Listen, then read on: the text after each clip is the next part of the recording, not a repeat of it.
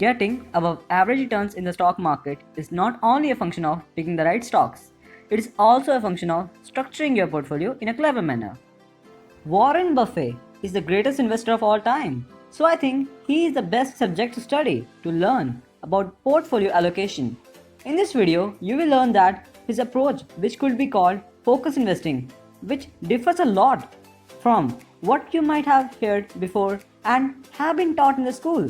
This is a top 5 takeaway summary of the Warren Buffett portfolio written by Robert Hagstrom. Takeaway number 1, focus investing. Perhaps you noticed in the introduction, since 1980s, Warren Buffett has almost always had the top 5 companies of the portfolio of his company, Berkshire Hathaway, representing more than 50% of the total.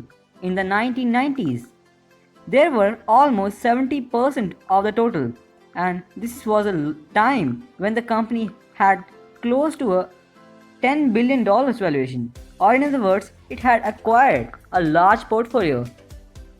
This approach could be called focus investing. The essence of it is thus bet big on a few stocks that are likely to produce above average returns over the long run and stick with these stocks through short-term fluctuations. There are many advantages to this approach compared to the ultra diversified portfolio that many of the money managers on the Wall Street run these days. Firstly, it reduces cost. There are many things that are quite unpredictable in the stock market, but cost is not one of them. A focused portfolio reduces the cost of investing both in terms of transaction fees and in terms of taxes. The difference between running a high cost portfolio and a low cost one is quite astonishing, and you can know more about it in my summary of the investment zoo. Secondly, it increases your chance of overperformance. Before writing this book, Robert Hagstrom ran a simultaneous testing of the 3000 randomly generated portfolio would perform during a period of 10 years. 3000 portfolios with 250 stocks in each, 3100 with 50 stocks, and 3000 with 15 stocks in each. This study shows some interesting results among the portfolios with 250 stocks in each. The maximum return of any portfolio during the period was 16% annually. Even this best of performing portfolios didn't ever perform the general market in any significant way. Among those with 100 stocks, the best one had 18.3% yearly returns, 50 stocks 19.2%, and finally, among portfolios consisting of 15 stocks, 26.6%. So, focus investing beat the market by a significant margin, much more often than diversified.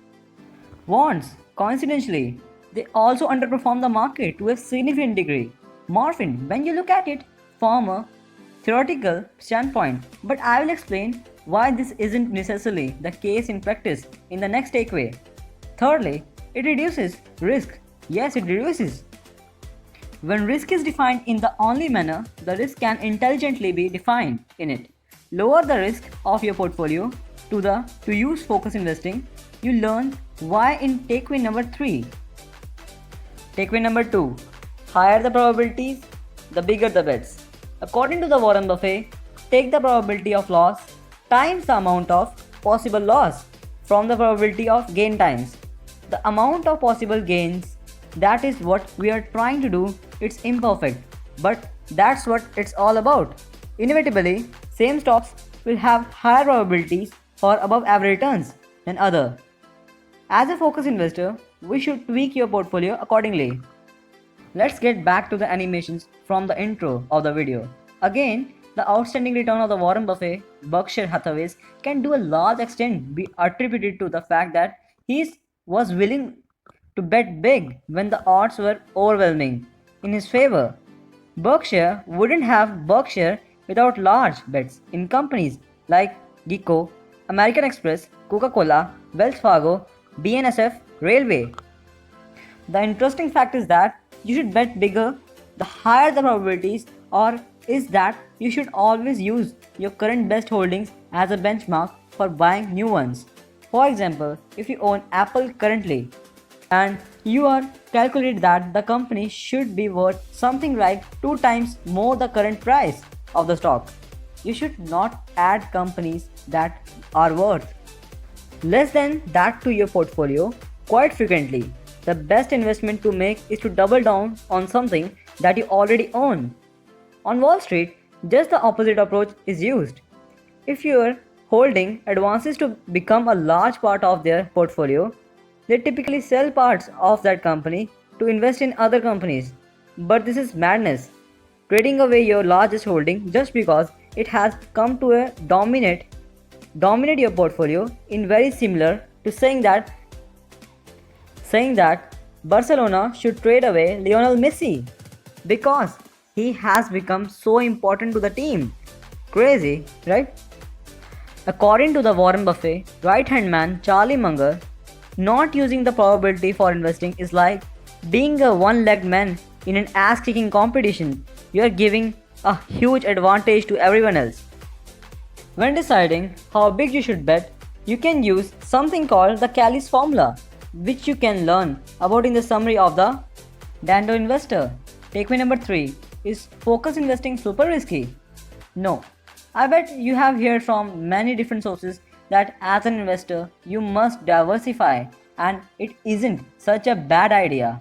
Even Warren Buffett himself admit that. For the know nothing investor, it is a great option to periodically invest in an index fund. These will give you a high degree of diversification and you are pretty much guaranteed to receive the average market returns. But the ambitious investor should ask himself this: am I satisfied with average returns? Can I do better? Let's look at why someone would diversification means buying many different stocks so that a single one of them or just a few of them can't have a large impact on the portfolio. And this is inevitably true. If you own 100 companies in your portfolio, I bet 1% of your capital in each of them, you cannot lose more than 1% of any single company. Even if this company ends up in the worst bankruptcy in history, if you owns 20 stocks in a similar fashion, you should stand to lose 5%. If you own 10 stocks, 10%, etc. The opposite is of course also true. In a portfolio with 100 companies each representing 1% of the total, you cannot gain more than 1%.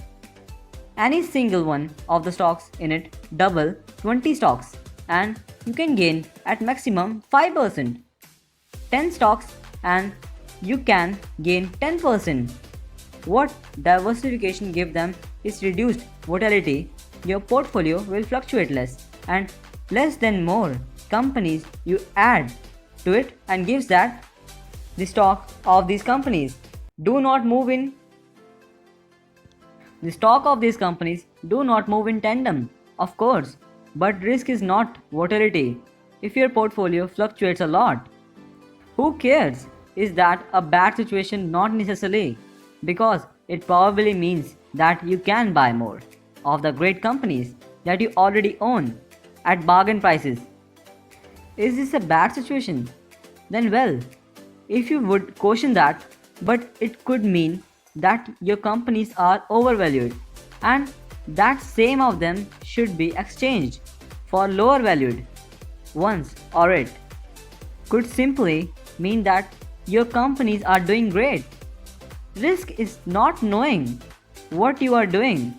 If you add on additional 90 companies that you don't know much about it to a portfolio of 10 companies which you do know a lot about, just for the sake of diversification, you have just increased your risk, not decreased it. Not knowing enough about 90% of what you own, how can that possibly be a reduction of risk?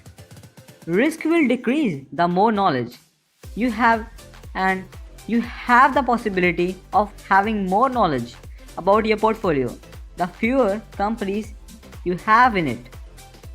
As I said earlier, takeaway number 4, an alternative portfolio benchmark Perhaps you noticed in the introduction their portfolios that represented the earnings of the Berkshire Hathaways as a part of total earnings and not the market value of the holdings.